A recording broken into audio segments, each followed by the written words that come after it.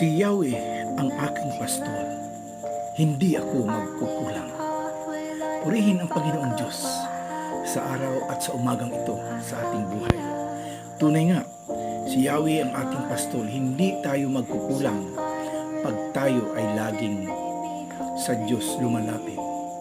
At lagi nating tandaan, ang kailangan natin ay pananalig, pananampalataya sa ating Panginoong Diyos upang hindi tayo magkulang sa ating mga pangangailangan. Dahil hindi nais ng Diyos na tayo ay maghirap, hindi nais ng Diyos na tayo ay magkulang sa ating pangangailangan. Ang gusto ng Diyos ay lagi tayong sagana. Kaya para makuha natin ang blessings na ito sa ating Panginoong Diyos, tayo ay lumapit, manalangin, sumampalataya at magtiwala sa Kanya. Kaya sa umagang ito, purihin natin ang Panginoong Diyos. Panginoon, maraming salamat, Lord. Kasama ko muli, Panginoon, ang aking mga kapatid nanonood sa video ito. Lord, inaangkin namin ang inyong